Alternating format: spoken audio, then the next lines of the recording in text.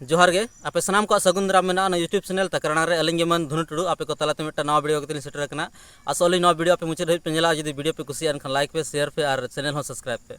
तो तेहना वीडियो रे कथा मणिपुर इदी करते मणिपुर राज्य जहाँ मेना तो पारोमेन 3 मई खुना मणिपुर राज्य जुलुक कना पूरा गोटा सेंगेल को धराव का गोटा तपंग कना को। तो तेहना वीडियो रे ओना गबो गल्पया जे ओंडे चेत खातिर तपंग कना को चेत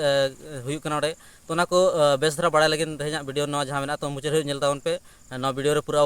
विश्लेषण आबो नवा। तो मणिपुर रे चलकन दंगा हुईना से चलकन तपंग हुईना तो बाड़ा लगिन अब जो मांग ओंडे जातीय समीकरण बाड़ा लगती है चलकान चिली चिली जाति में और चलका उनको रहन सहन में को बाड़ा लगती है। तो मणिपुर तो एक्चुअली पेया जाति को खास करते में जो पुलो तो मतई को तो मतई पर कुकी कुकी पर नागा है तो नुक पेया जाति के खास करते में और जो ढेर जनसंख्या तो एक्चुअली मतई जाति को मतई जाति को जहाँ मतई समुदाय को तो उनको तो 53% में और 30% दो कुकी जनजाति में कुकी आदिवासी में और 17% दो नागा जनजाति को हुईना और साथ एटा जाति को तो उनको को मिलाव 17% को हुई तो ना हुईना जहाँ जातीय समीकरण से। तो जहाँ तक 53% मेते जाति को तो मेते समुदाय को एक्चुअली ओंडे गैर आदिवासी को लोआ गैर आदिवासी में उनको तो आदिवासी रे बाको लेखा को और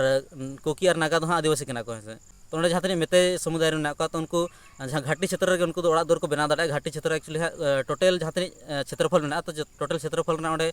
मात्र माने 10% क्षेत्रफल और 10% क्षेत्रफल रे उनको ओड़ा दुआर को बना दाड़ा को तहे दाड़ा से और बाद बाकी जहाँ तक 90% जगह में तो 90% जगह तो पूरा बुरु कोते एसेडना और जहाँ तक आदिवासी में तो उनको ओड़ा दुआर को बना दाड़ा को तहे दाड़ा से मिट्टा जहाँ मणिपुर में नियम में से। तो हिसाब से चेक चिका जहाँ तक 53% जहाँ मेते में तो उनको माने अड़ी कम जगह को नामे से। तो उना खातिर उनको मिटा माने 2012 खुना मिटा डिमांड को रकाब किया जे आदिवासी दर्जा माले पे से। तो आदिवासी दर्जा नाम लगे उनको माने उना मांग को दो किया और नवा जहाँ उन दिन खुना माने विचाराधीन के तहकना नित होते चेतान चेन विचार बाय में। तो पारमिन किछु दिन लहा ओंडे जहाँ हाईकोर्ट में तो हाईकोर्ट रे फैसला को एम किया जे जहाँ मेते समुदाय में तो मेते समुदाय उनको आदिवासी दर्जा एम लगिन राज्य सरकार विचार में और तो केंद्र सरकार होना बारे बढ़ाई चे हाईकोर्ट लय किया। तो जो फैसला कोर्ट खन हजना इन जहाँ तक ओंडे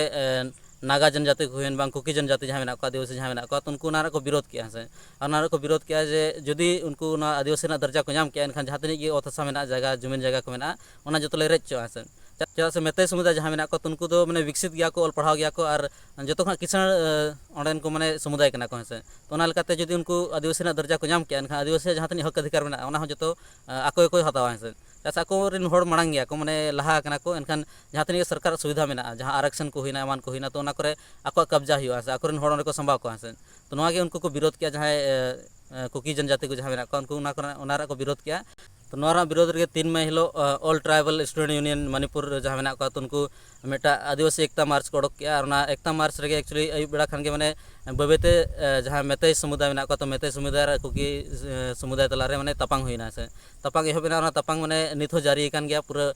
ओड़ा को अतार किया को से हनको हड़ा को अतार किया हनको ओड़ा को अतार किया इन पूरे गोपज हुईना अड़िगान होड़ को गजना को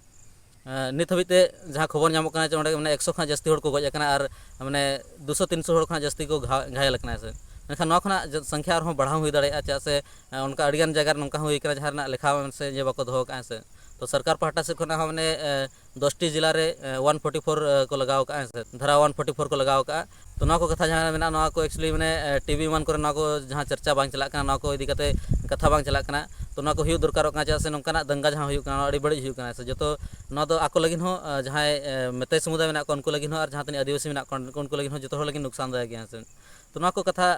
उहरान कथा कना से नित अब झारखंड और बेंगल होना जिनिस नौका चला जहाँ नुक कुर्मी समाज में तो कुर्मी समाज को मैंने आदिवासी बना लगिन को चेष्टा पूरा को जोरसुर को छुटाव करना। तो हुई दाड़ा हजून समय नौका रूपे धारण दाड़ा मेखान अब लगिन मांग सचेत हुआ और नौका दंगा खुना मैंने अब बचा हुआ बचा से बना हड़ा के आको और अब बना नुकसान में से। तो लगिन अब नित हुई दाड़ा मैंने जहाँ मामला में तो